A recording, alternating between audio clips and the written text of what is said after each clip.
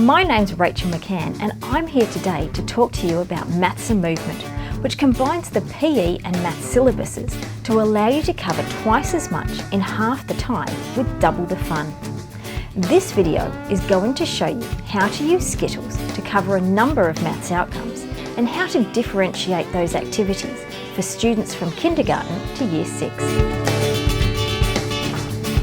And just hold on to that and give that to the person who is second in the line.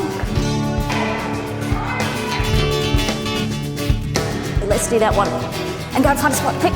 Is this way of doing it more fun than being given a sheet where you need to find a quarter of a number or 25% of a number? Is this more fun? Yeah. Yeah, that's what I reckon too. Hi, my name is Audrey and we've been doing some fun maths with games and maths at the same time. It's awesome. My name is Rosine and this program is really fun. I'm Xavier and I like this because it sort of had different adding activities and it was also really fun and It's about having fun with maths.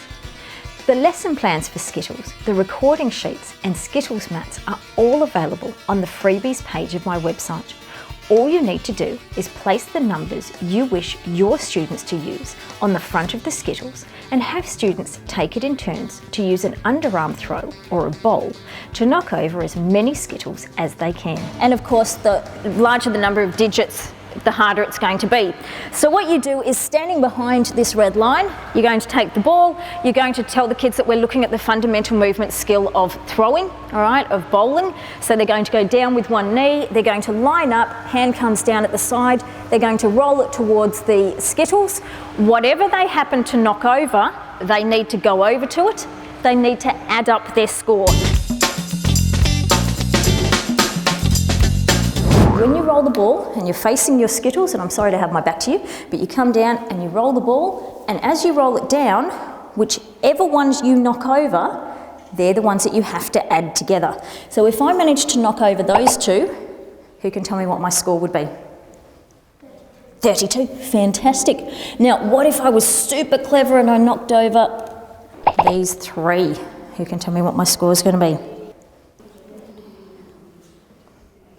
Down the back, yeah.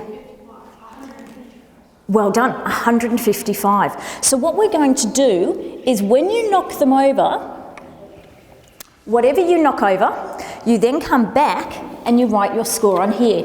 So I would write 155 on that first line. I don't need to write down all the Skittles and add them up on here. I go down there, add them up, and then record them on here. Now, if you're like me and you can't bowl all that straight and you completely miss, go and grab the ball, have 3 chances at it. Okay, so if you completely miss the Skittles, have another go. You've got 3 chances to knock some of them down. That's it. Come right down, arms straight, facing the bottles and looking at it.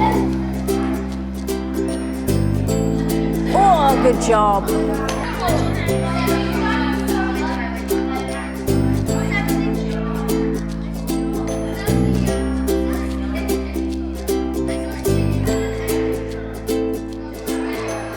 The numbers used can be adjusted to cater for students from kindergarten to year 6, with simple single-digit numbers for kindergarten students and complex 3- and 4-digit numbers for older and more capable students.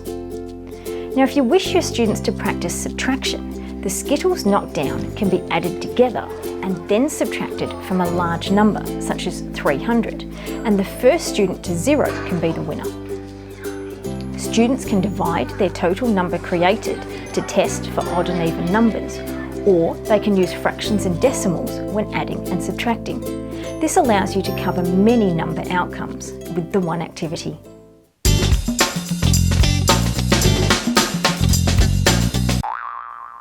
But your Skittles do not need to be limited to just number outcomes.